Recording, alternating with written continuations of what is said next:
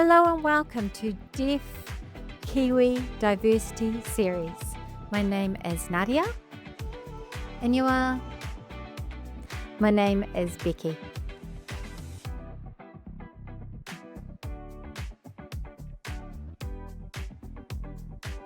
Now, animation. Can you talk us through what this is? What does that mean? Yeah, it's quite different. You have design and animation, and they're two different things.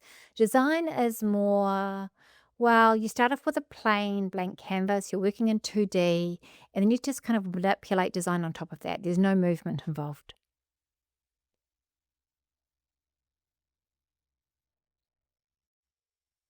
Whereas animation, it can also be 2D, but movement is incorporated. But the software is very, very different.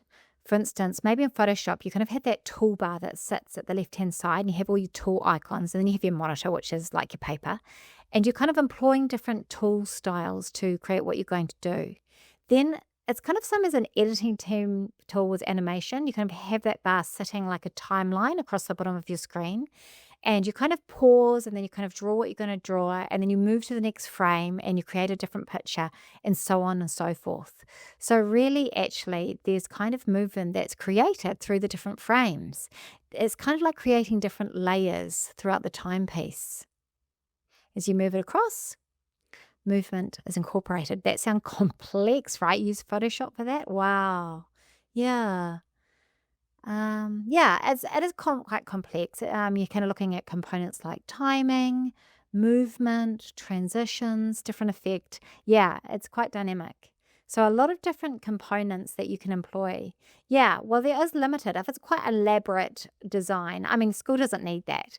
We kind of I like to keep things really simple. I like to have it quite clear visually, something you can really understand. I like to keep it simple. So with animation and digital design, do you have rules that you kind of have to follow for digital design? Yeah, we do. So what are those rules?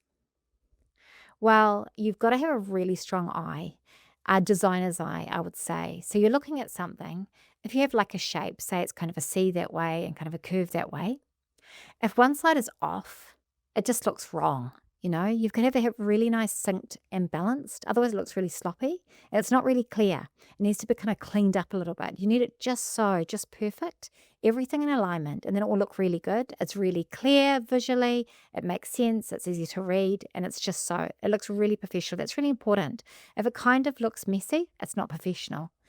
Also, what's needed is creativity. I mean, you might use different patterns, different textures. You just don't want something kind of plain and boring. You need to think about how you can use different patterns or different colors or different shapes, something really zhuzhed and creative, looking at different styles. Yeah.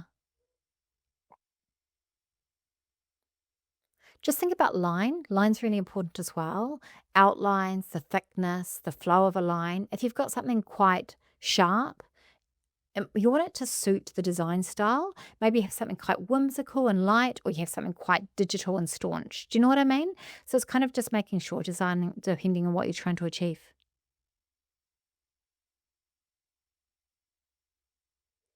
So it's quite different, the video and digital spaces, right? Yeah, very different. So with digital design as opposed to video production, they are different spaces. Digital design, you have a white piece of paper, it's completely blank, and you design from there. Whereas a video, you have a person that you're working with or some kind of objects that you are taking footage of in a studio. And when you're filming, you really need a strong skill set. You need to think about focus. You need to think about background. You want to know if you want it kind of blurred or softened. Sometimes you can have quite a strong contrast depending on what design styles are needed. Zooming in and zooming out. When you're thinking about signing and capturing that, you need to think about the signing space. You don't want to cut someone off. You know how it is. Also, what's really important is lighting. And so maybe you have your person will be standing there and they're just lit up from the face, from the front, and their face can look quite kind of warped, like it's too black or it's too shadow, and you're going to think, how can this work? So maybe, you've got to think about having directional lighting in different places. So you have background lighting in different directions, and then you'll also have front lighting. Oh, wow. A lot of lights. It must be really, really hot. Yeah. Well, like for the backlighting, you just want this kind of easily capturing the side profile of the person because you're going to have to remove that background later. And sometimes you will have, if you don't have different lighting or get it wrong, it might be really hard later when you remove the background. So it's really important to get that right. Flight writing, then you're kind of going to have it evenly across the person's face. You're going to capture the signing. You want to get their hands too. If you have it in the wrong position, then you're going to get out a shadow effect. You don't want that. You need the camera up a little bit, so you're not interested in what's happening down below the waist. You're trying to capture really above it and make sure you don't get kind of those bags under the eyes. You want it really even and get a really nice 180 profile.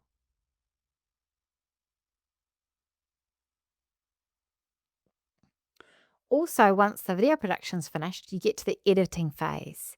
And so lighting, you want to look at that. You want to make sure that your black and your white is really balanced. You don't want it kind of over yellow or too much blue. Actually, I have to go back. You actually think about that when you're doing your kind of filming setup. You're thinking about black and white balance. You're thinking about focus. You're thinking about a whole range of things. And then you get to the editing part of the process where you're kind of zhuzhing, you're taking the background off. Maybe, you want to just have like smooth outlines of the profile of the body. Oh, right, because I'm kind of thinking like the human eye is quite different, isn't it, than what you see through the camera lens. Yeah, yeah. So I'm thinking, sometimes you see something, the human eye, but I think when it's actually captured on film, it can look quite different. Yeah, it's a camera quality as well. It's depending on that. It can depend on the lighting, it can depend on the background and how that's removed. So once that's all done and you've got that all right, you want to also make sure that the person's not jumping around between the frames. And also you've got to incorporate background, subtitles, all this kind of thing. Wow, there's a lot to think about before you even start filming, right? You've got to just right, make sure the person knows exactly where they're standing in the perfect spot. Yeah, from the start to the end. And then once you've done the whole thing, you need to go back and check. You can't just go one and done. No, that's right. You need to, when you feel really confident, then it's done. If I'm not confident, I'll go back and I'll review the whole thing. It's your gut. It's always the gut, right? It's got to be right. It's got to feel right. And so if there's something I just don't feel right about, I'll go back and I'll have a look. Or I actually do ask for a second pair of eyes on it. I think that's really important because you missed something. Why is it important to have a second pair of eyes? Well, you could kind of be focused in the detail, and you're kind of editing and you might forget or miss small little details or small things. So it's really good to have a fresh pair of eyes on it. I'm always really grateful for that kind of feedback and polish up.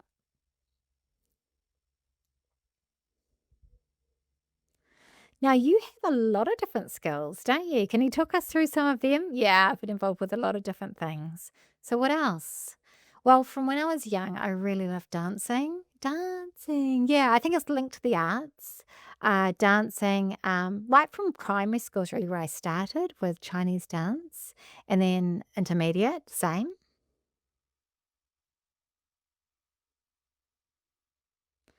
And then when I finished school, I kind of moved on to jazz and hip hop.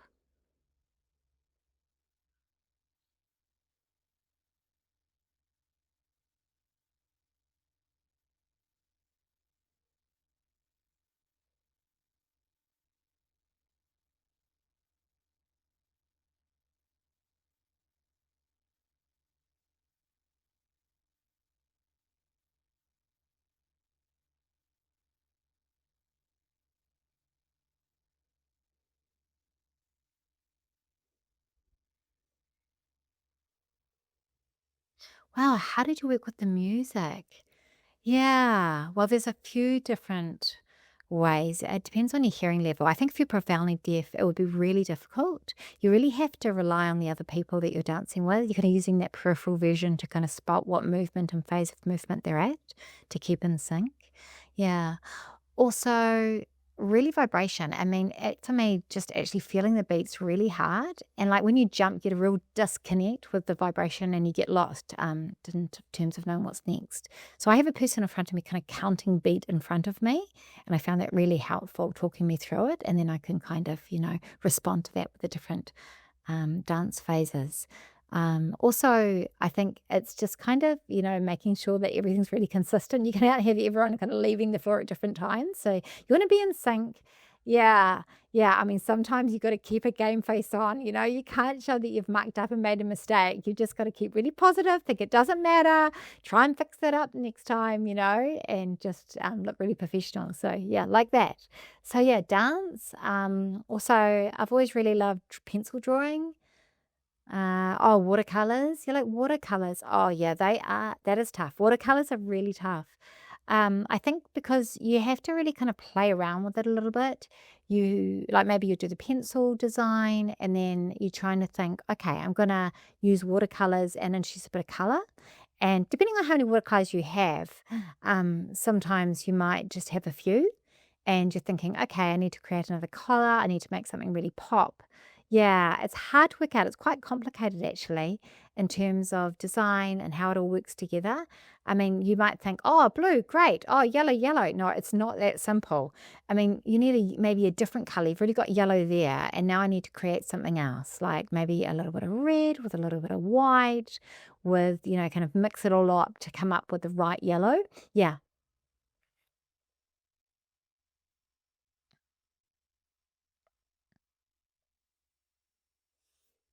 Now, also just going back, you are a business owner, right? So now I think you've worked with some famous signers. Is that right? A special one we have on show here. Ta-da! That's right. It's a great example. Andrew. That's right, Andrew. Yeah. So why I kind of decided to set up this business was, well, I thought, well, I have the skills. And I kind of looked out throughout New Zealand and I just thought, wow, there's not many people that can kind of design in this way. Not many. We have a few, but not many. And I kind of thought, well, I wanted to design something that kind of had that deaf component that was related to sign language. And so I kind of had to think and I thought, well, I came up with this name, New Zealand Sign Language Plus. Okay. And so altogether it sounds like this, Sign Plus. I came up with a sign name for it like this.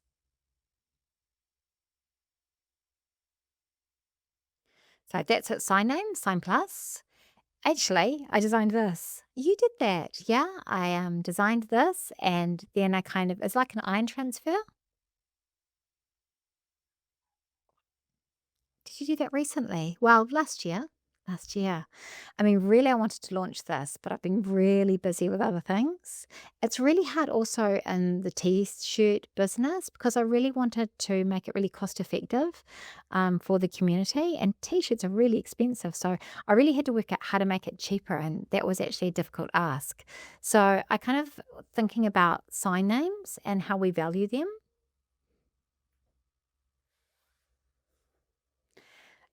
It's really our gift, isn't it? It's the gift from the deaf community. Yeah. And so I thought, well, I just wanted to, provide something that people would have their own kind of sign name and they could use it maybe to sign off on emails or maybe they could use it. I mean, actually, I have a lot other products that I'm thinking about, like cups. You can kind of put the transfer on there.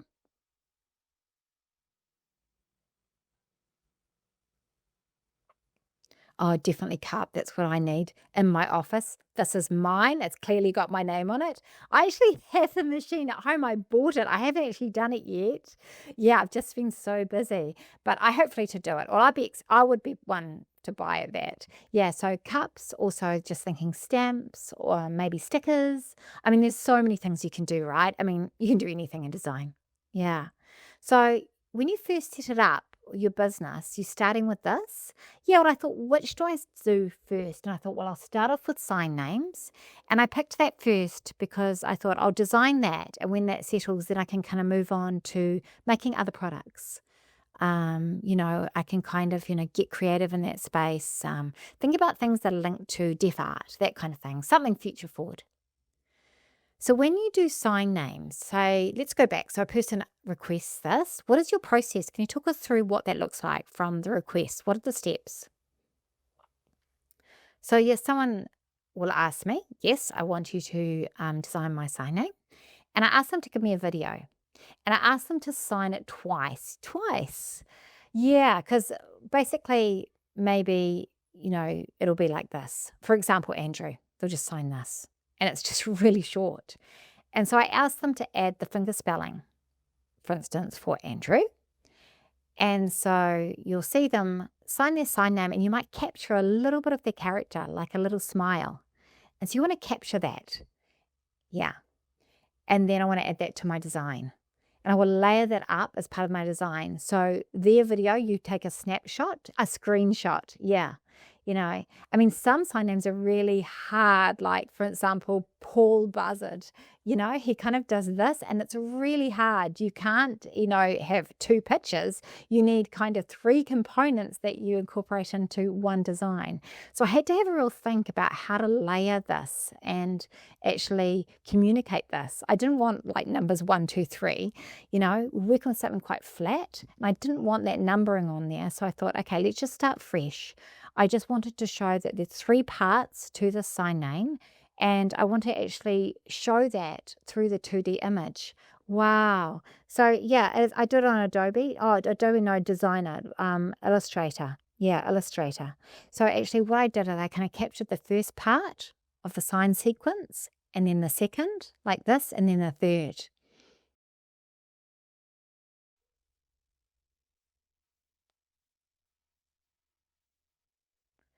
Wow, so drawing like thick and thin line, is that important? Yeah. Are those connected to the rules? Yeah.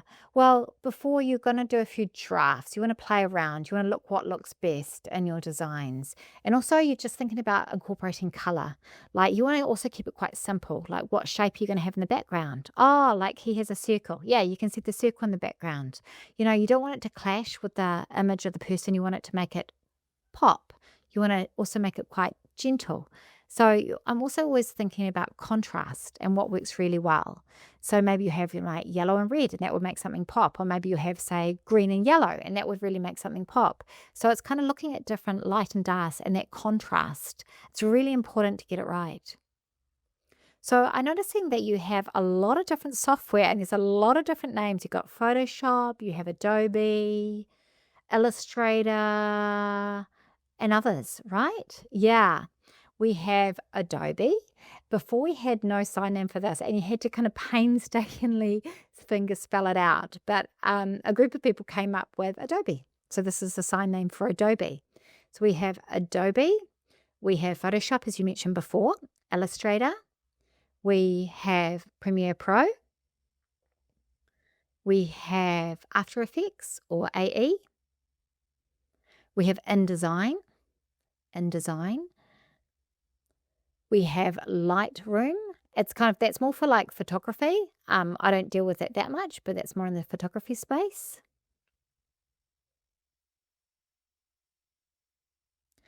Now, so just talking back to art, just thinking about the deaf community, what would you say to people wanting to get into this field? What would you say to them? Well, really, as deaf, we're very visually strong. We can be in this design space. I think historically, if you've got a great teacher who maybe can sign, maybe they can really draw that creativity out of you. I think it's really important to be able to be expressive in this space. If you can't kind of get it out, you're not going to be able to be creative. You've got to be able to, that will become a barrier. So you need to be able to think about in an open way of how to, make something up, let it go, try anything, just be creative, just create. It doesn't matter if you make a mistake, just keep trying, try and design again.